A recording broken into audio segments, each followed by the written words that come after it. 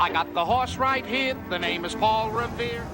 Hello racing fans, and welcome back to another edition of Handicappers Corner, brought to you by the Derby Bar and Grill. I'm Mike Heads, along with Drew Forster. We're going to go through the first Friday night program of the season, August the 8th, 7 p.m. start. We do have 7 races on the Friday night program, and it'll be the first card since a very successful holiday Monday program on BC Cup Day. Absolutely. We always look forward to these big days, and you cross your fingers and hope for the best, and BC Cup Day could not have turned out any better. 10,000 people, I estimated 10,000 people in attendance. It was great to see every level was packed.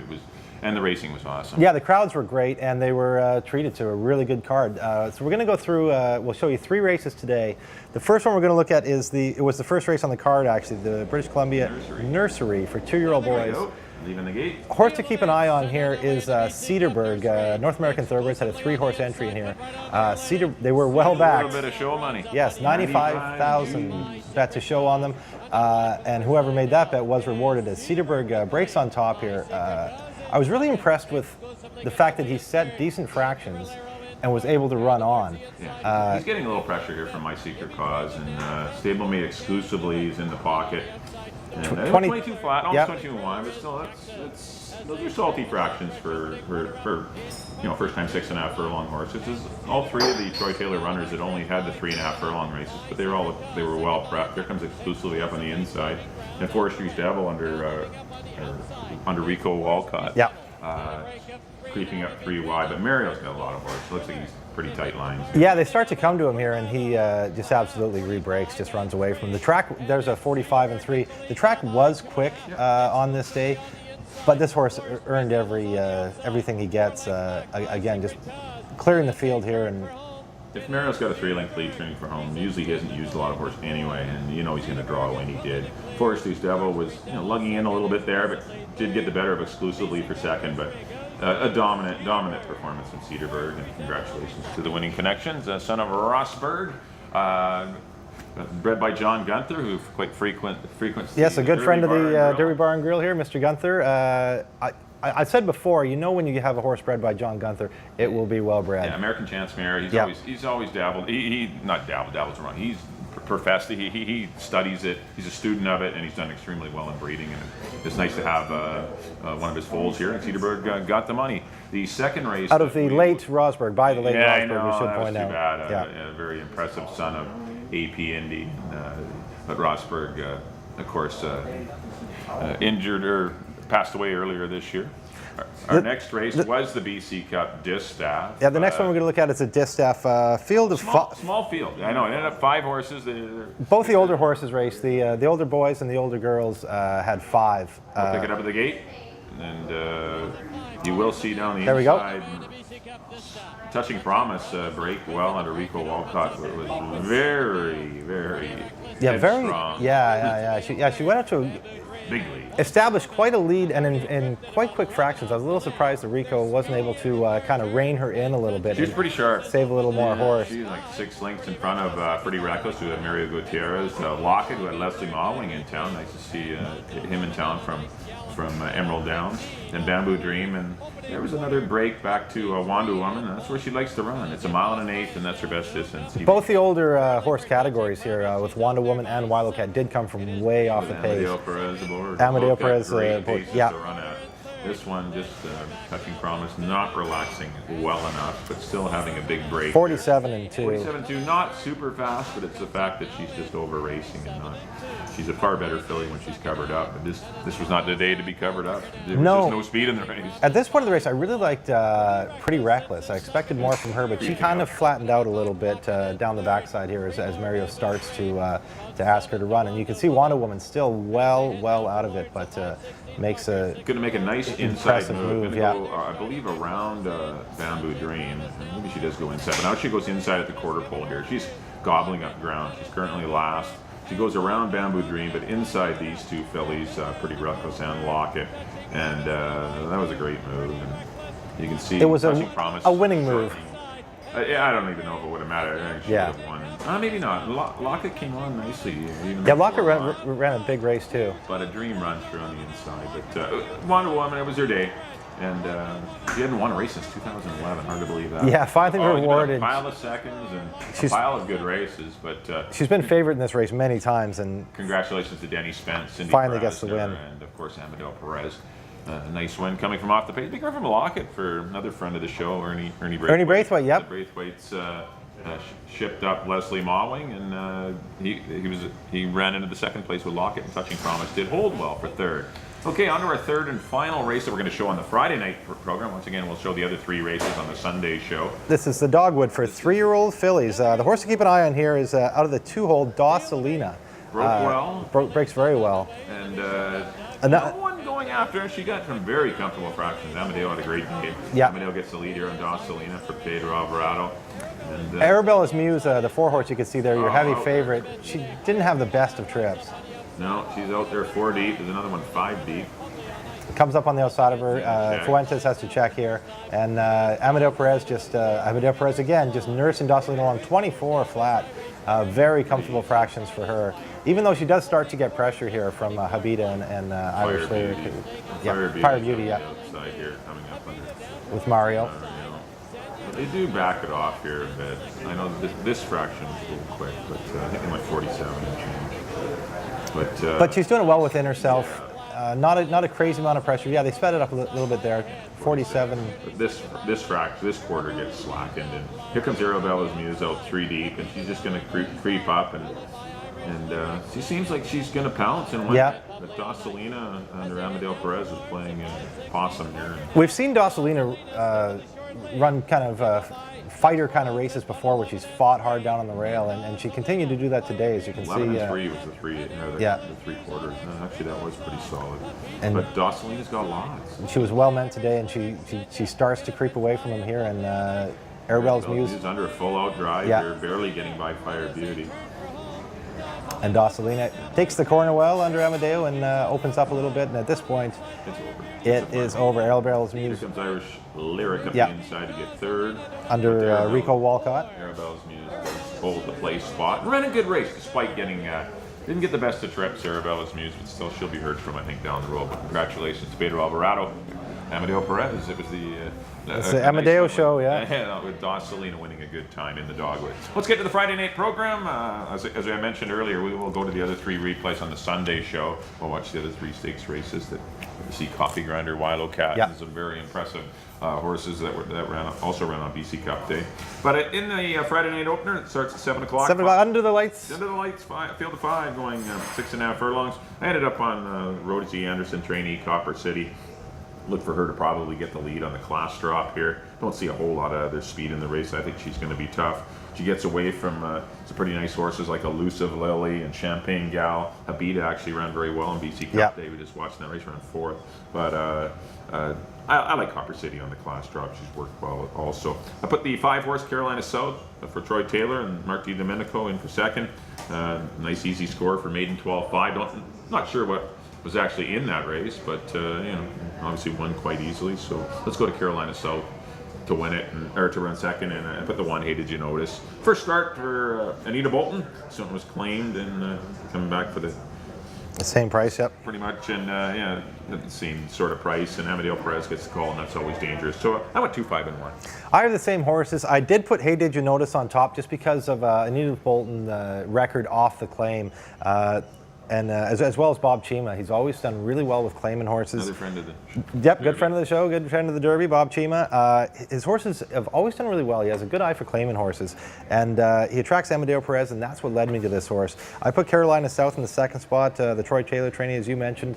Tough to tell exactly how impressive that race was in Emerald, but the impressive part, won by almost 8 lengths, making her 2nd start for 16,000. I think she fits well. And Copper City, of course, Rosie Anderson's horse in here with Frank Fuentes up, gets away from some tough ones, as you mentioned. Same horses, but different order for me. I have 1, 5, 2 in the first. On to the second, 3-year-olds and up, maiden 5,000, going a mile and a 16th.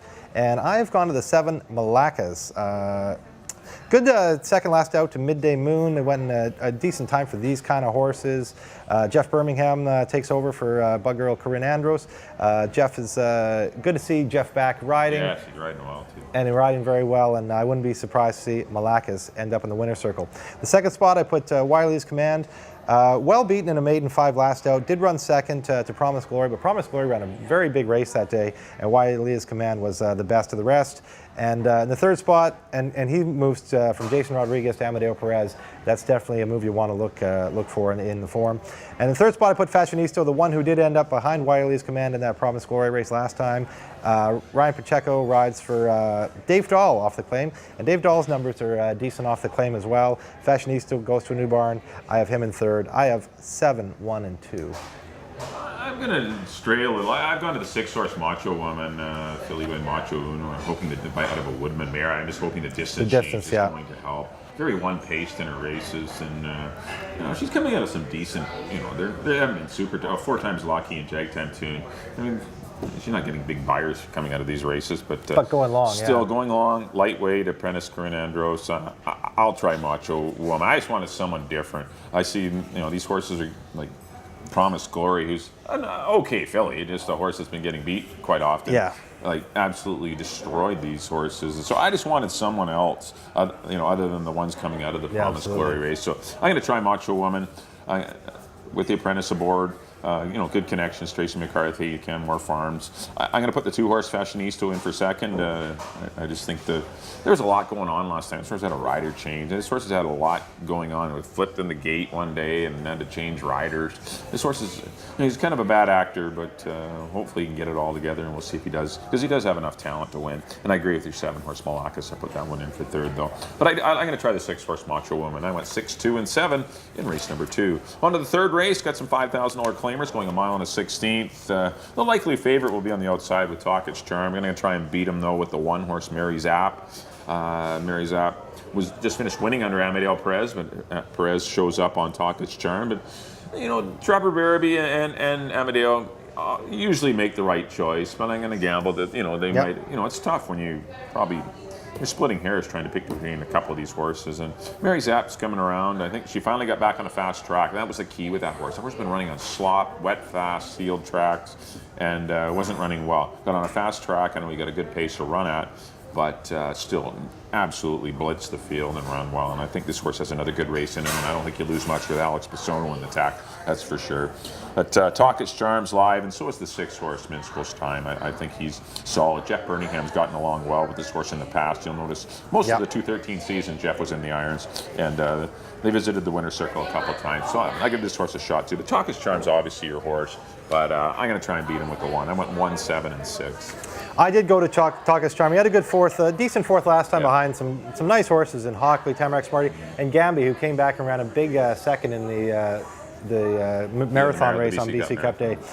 So I did go to Talkage Charm. As Mike mentioned, he will be your favorite. The second spot, I put Step Up. Took a bit of a rider on Step Up here. He ran for 16 and then ran in those conditional races, the 8,000, and they were pretty tough races. I think maybe getting back down to 5,000 wakes him up a little bit. And Ryan Pacheco had other options in here, and he went with Step Up. So I put him in the second spot. And Mary Zapp, for all the reasons you mentioned, a horse that seems to be going in the right direction for trainer Jim Brown. I have him in the third spot. I got 7, 2, and 1 in the third. On to the fourth, 2-year-old maiden special weight on the nursery course of 3.5. A lot of different ways you can look at this race. I got a lot of different marks. Had different horses in. I ended up landing on number 5, Sedin, out of the Tony Cluche barn. Cleverly named. Out of the mare Smokin' Danielle. Danielle Sedin. Very clever. One of the Sedin sisters. Very well. Well done. Smokin' Danielle was a very tough sprinting mare. Won a lot of races sprinting. So I think that this horse will have the early foot to do some damage, and as we see the Rosbergs, they continue to be precocious, well-developed 2-year-olds, and his works are off the page, 46, every one's a bullet. Not a lot of works, but enough to go 3.5. The second spot I put Wild Rose of Texas. This horse just got beat 2.5 by Cedarburg, who we watched just absolutely romp in the nursery. I didn't mind this filly that day, and I like her even better with a start under her belt for trainer Jody Rawson, who's having a good year. And a nice work in 36 and 3. Wild Rose of Texas is my second horse. The third spot, I went with another one of your likely favorites. Out of the Craig McPherson barn, his 2-year-old's been running very good. Birdie Num Nums. quite a handle. There you go. Amadeo Perez takes the call. He is a guy that you know would have had options in this race, of course, and he lands on Birdie Num Nums, a son of Discreetly Mine, daughter, I should say, of Discreetly Mine, for the Copperwater Thoroughbreds. Figures to be in the mix. I got 5, 4, and 1. Yeah, I went to the other Copperwater horse in here, the outside horse number 8, Bluegrass Angus. Series of good works. Another one that was obviously bought a while ago. This one was bought in Keeneland last year, but Birdie Num Nums, a more recent purchase, and was actually bought out of a horses and training sale. So this one's been probably prepped out of the gate. It did draw the rail, and that's the only reason I'm staying. That's the only reason I'm staying away from the horse. You got the connections, Amadeo and Craig. Yeah. You have obviously a quick pedigree and a win early pedigree, but I just the rail is really tough for me. So I'm going to try the outside horse, Bluegrass Angus, son of Bluegrass Cat. And the works are excellent, and Craig's had a great season with his 2-year-olds. I agree with the 4-horse Wild Rose of Texas, put that one in for second. Nice runner-up effort to Cedarburg, who looked pretty darn good on the replays earlier in the show. And I put the 5 Sedin. Nice fast works, but don't know how fast he is out of the gate. You got to be fast out of the gate, going 3.5 furlongs. Yeah. So we'll see. But wow, 46 for him. That's crazy. Yeah, really quick. And as Mike would say, go down to the paddock and have a look at him. 8, 4, and 5 for Mike in the 4th race. On to the 5th, non-winners of 3 lifetime 8,000 claimers, going 6.5 furlongs. I ended up on the 7-horse Steveston Lad, dropping down in class from the 16 non-2, non-3s into this $8,000 spot. Should get a pretty good pace to run out with the 1 Storm Over Sky and the 2 Leos in the house. Perhaps even the 5 Storming Home. But Steveston Lad should get into a nice spot. It won't be far off the pace. This horse is running some good races, and I think he's going to be tough at this level. Put the 6 Lord Calazar, perhaps made an early run going long last time. Chased that very fast 46 and change, 111 and 4, and really flattened out though the last part. I think returning to a sprint might help Calazar, and the fact that there could be a good speed in the race. And I put the 1 Storm Over Sky for Hall of Famer Alan May and Amadeo Perez in for 3rd. Nice win last time. It's by far the best race he's ever run in his career. For another friend of the show, the Argyle Stables, Jimmy Beach. So I got him in for 3rd. But I went to the outside Steveston Lad, 7, 6, and 1. I have the same horses. The 2 tough ones in here, I couldn't decide between Steveston Lad and Lord Calazar. I did end up putting, whoever gets a better trip will win. I feel like that's a bit of a coin toss. I ended up putting Steveston Lad on top, Lord Calazar in 2nd. And looking around, I ended up with Storm Over Sky, a horse that's improving, going the right way under, as you mentioned, Hall of Fame trainer Alan May with Amadeo Perez. Connections look good, but I ended up with Steveston Lad on top, Lord Calazar in 2nd, Storm Over Sky 3rd, 7, 6, and 1 for me in the 5th. On the 6th, 3-year-olds for 16,000. Nice little race here for our feature race. I ended up on the 1 and all that it means. A stakes winner here last year for Anita Bolton. Absolutely ran away from a field for 16,000 last time. They don't make any crazy moves. They just come right back for 16. He figures to be a handful in here. The 2nd spot I put Praven Sorensen's Burnaby Baron, a horse that dropped down to 12.5 last time, woke up, ran a good race, and ran tough to beat London. And he's a well-bred horse that I think if he starts to get some confidence could kind of go the right way. So I don't mind Burnaby Baron in here. In the 3rd spot I put Deviance, running for a tag for the first time in his career. Another horse who was a stakes winner last year, kind of tailed off a little bit at the end of the year. Came back allowance race this year against Modern and Go for Guinness, Hope Seeker, some nice horses. And he drops into a 16,000, so I wouldn't be surprised to see him make some noise in here under Alex Bisono. I got 1, 7, and 6. Yeah, I agree with the top pick. I think everyone in the place will likely like the 1 no horse surprise, and all that it means. He dropped in for 16,000 last time, got an easy score, and doesn't move up in class, stays at the same level. That was his first race since November too. So I know there's obviously some, I guess, some issues with him, but still tough to go against him in this spot. I put the 3 London in for 2nd. I mean, he's the obvious choice in behind.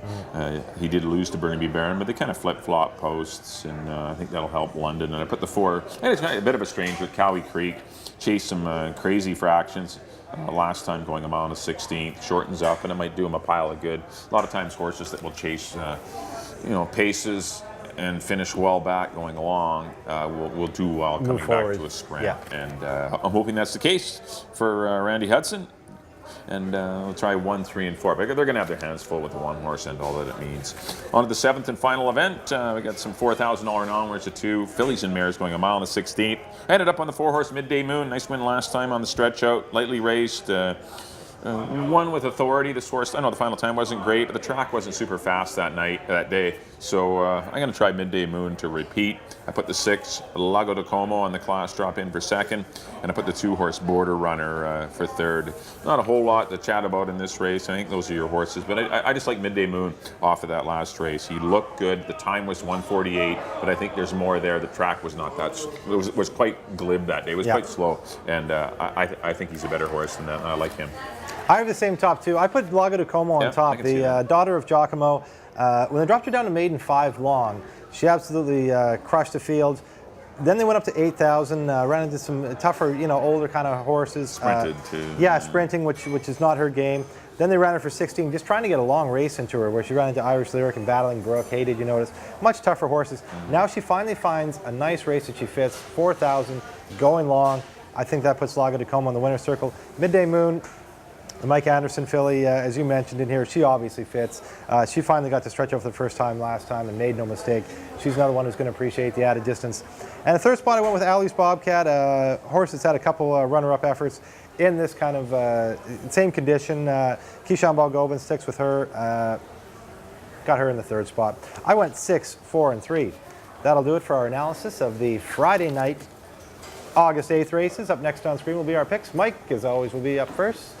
Back in race number 1. There we go. There's the old bingo balls.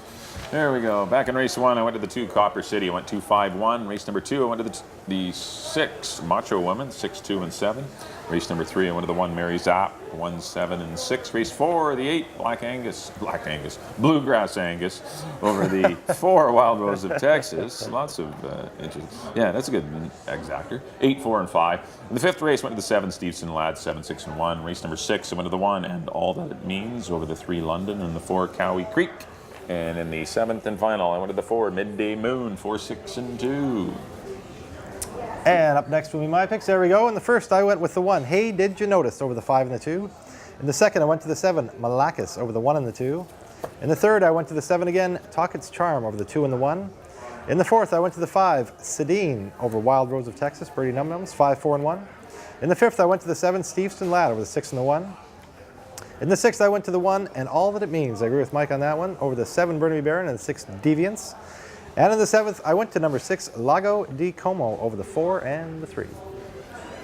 All right, that'll do it for this extended edition of Handicappers Corner. We had 3 replays today. Hopefully we helped you out with the 7 races that are upcoming on the Friday night program. Once again, first race at 7 o'clock. We do race Friday and Sunday this week, so that our next live card will be Sunday, first race at 1:50. 8 races on tap on the Sunday program. And please tune in, because we will show the other 3 BC Cup races that were remaining. We showed the 3 on this show, and we'll show the other 3 on the Sunday show. On behalf of Drew, thanks for tuning in. We'll see you next time here at the Derby Bar and Grill.